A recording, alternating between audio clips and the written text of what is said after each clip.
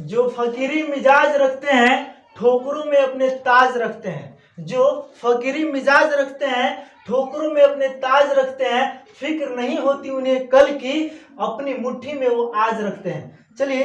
गणित में प्रश्नावली 7.2 के 8वां नंबर क्वेश्चन में आ चुके हैं हम। कह रहा है क्या, यदि ए और बी क्रमशः -2 और 2-4 हो तो बिंदु P के निर्देशांक ज्ञात कीजिए ताकि AP बराबर 3/7 AB हो और P रेखाखंड AB पर स्थित हो।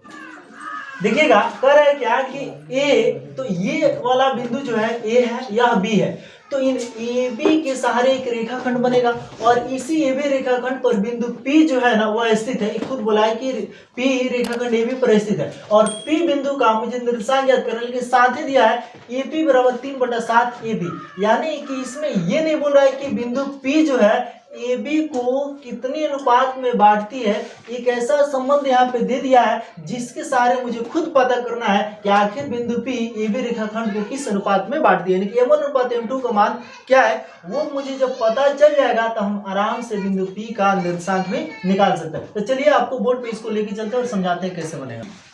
देखिए यहाँ पे माना कि बिंदु A तथा B, मतलब A का निर्देशांक इतना है, B का इतना है, बिंदु P AB रेखाखंड पर स्थित है तथा AP बराबर 3/7 AB है, तो हमें बिंदु P का निर्देशांक ज्ञात करने है और यहाँ पे दिया है AP बराबर 3/7 AB। पहले हम आपको एक रेखाखंड के सहारे आपको दिखा दें। ये मान लीजिए यह एक रेखाखंड AB है हमारा, ठीक है, और इस A का निर्देशांक यहाँ पे कितना दिया है तो -2 और B का कितना दिया है 2-4 और इसी AB रेखाखंड पर ना एक बिंदु P कहीं ना कहीं स्थित होगा, मुझे पता नहीं कहाँ है, तो मान लीजिए कि यहाँ पे होगा यह बिंदु P और इस P बिंदु का जो निर्देशांक है वो क्या है तो हम x y मान लें, मुझे पता नहीं कि आखिर क्या होगा, ठीक है। तो इस P बिंदु का मुझे निर्देशांक बताना है और यह P बिंदु इस AB रेखाखंड को कितने अनुपात में बांटती है पता नहीं है, लेकिन यहाँ पे कंडीशन दिया हुआ है कि AP बराबर 3/7 AB। तो थोड़ा इसको समझिएगा, अगर हम यहाँ पे क्रॉस मल्टीप्लिकेशन करेंगे यानी कि समीकरण की तरह आपको बताते हैं गुना यानी तिरछा तिरछी, तो इसके नीचे कुछ नहीं क्या है वो 1 है, तो यहाँ पे जब हम गुना करेंगे तो इस 7 से AP में आके गुना हो जाएगा, तो इसको हम गुना करें तो ये हो जाएगा 7 AP बराबर इस 1 से 3 में गुना होता है क्या होगा 3 ही होगा और AB, यहाँ पे 7 AP और 3 AB। और आप ध्यान से देखेंगे तो यह जो AB है इसी के बीच में ना, बीचों बीच नहीं कह रहे, मतलब बीच में कहीं भी स्थित है कौन सा बिंदु P, तो इसे अगर हम चाहें तो क्या हम AP प्लस BP बराबर AB लिख सकते हैं, यानी कि A से P की जो दूरी होगी और P से B की जो दूरी होगी अगर उन दोनों को जोड़ दे तो हमारा मान किसका निकल जाएगा AB का नहीं निकल जाएगा, यानी कि AP और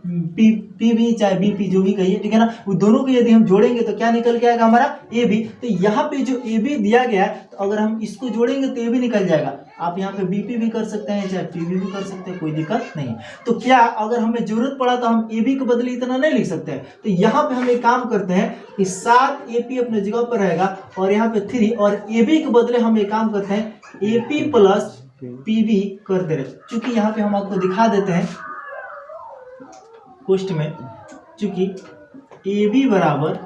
AP प्लस PB यानी कि जो AB है वह AP प्लस PB के बराबर है, तो हम यहाँ चाहें तो AB बराबर AP प्लस PB है, तो हम यहाँ पे AB के बदले हम चाहें तो AP प्लस PB लिख सकते हैं। इससे फायदा क्या होने वाला है आपको यहाँ पे बताते हैं। देखिएगा यहाँ पे 7 AP बराबर ये 3 से इसमें गुना कर, देखिए हम कोष्ट में इसलिए लिखे क्योंकि यहाँ पे अकेला था और यहाँ पे डबल है ना, तो कोष्ट में इसलिए लिखे ताकि इस 3 से इन दोनों में गुना हो सके। तो 3 से हम AP में गुना करें तो 3 AP हो जाएगा और प्लस 3 से PB में गुना क्या होगा 3 PB हो गया। अब यहाँ ध्यान दीजिएगा AP को इधर एक तरफ में कर लेते हैं कि 7 AP इधर है तो 3 AP इधर है तो माइनस में 3 AP होगा, बराबर की इधर क्या हो जाएगा 3 PB हो जाएगा। अब यहाँ पे 7 AP में से 3 AP गया तो कितना बचेगा बाबू 4 AP बचेगा और इधर हमारा 3 PB हो जाएगा। अब यहाँ पे हम आपको बता दें यह AP अब बटा में लेके आ जाइए PB,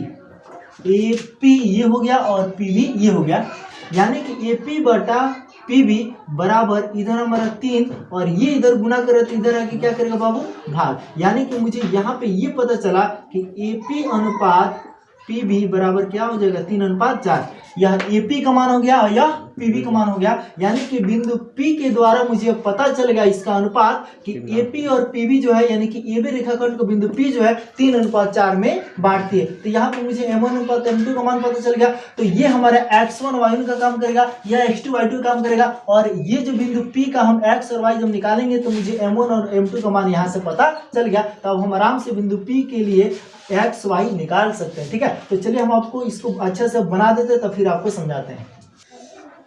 देखिए यहाँ पे एपी अनुपात पीबी हमारा कितना आ गया बाबू 3:4, यानी कि यही हमारा m1 अनुपात m2 का मान हो गया, यानी कि बिंदु P जो है वह 3:4 में एबी रेखाखंड को बांट दे रही है। तब हम बिंदु P का निर्देशांक के लिए चलते हैं कि उस x और y का मान क्या होगा। तो देखिएगा यहाँ पे हमारे x1 का मान कितना हो जाएगा -2, y1 कितना हो जाएगा -2, x2 हो जाएगा वहां पे 2 और y2 हो जाएगा -4, और m1 का मान 3 और m2 का मान 4 हो जाएगा। तो विभाजन सूत्र से हम चलते हैं x और y निकालने के लिए। तो x का फॉर्मूला हम लोग पता है कि m1 × x2 + m2 × x1 / m1 + m2। तो यहाँ पे m1 का मान कितना है 3 गुना x2 का मान कितना है तो 2, तो 3 × 2 प्लस m2 है 4 गुना x1 कितना है -2, और बटा के नीचे m1 + m2 यानी कि 3 + 4, यहाँ पे 3 दूना 6 हो गया बाबू, और यहाँ पे प्लस माइनस माइनस 4 दूना 8, तो 6 - 8 है, नीचे हो गया 3 + 4 कितना हो गया 7, 8 में से 6 हो गया माइनस में 2 बचेगा बटा 7, ये -2/7 जो है हमारा x का वैल्यू निकल गया बिंदु P के निर्देशांक के लिए। अब चलते हैं y का मान निकालने, तो फॉर्मूला यहाँ पे लिखा हुआ है m1 × y2 + m2 × y1 / m1 + m2। तो यहाँ पे m1 का मान 3 है गुना y2 कितना है तो -4, तो -4 लिख दिए, पोस्ट में लिखे चूंकि माइनस में इसलिए, प्लस यहाँ पे m2 का मान 4 है गुना y1 कितना है -2, तो -2 लिख दिया बटा 3 + 4, यहाँ पे गुना होगा तो क्या होगा बाबू प्लस माइनस, माइनस में हो जाएगा 3 × 4 = 12, और यहाँ पे प्लस माइनस क्या हो जाएगा माइनस, और 4 दूना 8, क्योंकि गुना के संबंध में क्या होता है जो चिन्ह होता है वही दिया जाता है। ठीक है, और 3 + 4 कितना 7, तो -12 - 8 कितना हो गया -20 बटा 7, ये हमारा y का मान निकल गया। तो बिंदु P का जो मुझे x और y चाहिए वो तो यहाँ पे निकल गया, अतः बिंदु P का निर्देशांक -2/7 और -20/7, यही हमारा आंसर हो गया। तो चलिए इसके बाद हम 9वां नंबर क्वेश्चन को लेकर के अगले वीडियो में मिलते हैं, तब तक के लिए जय हिंद।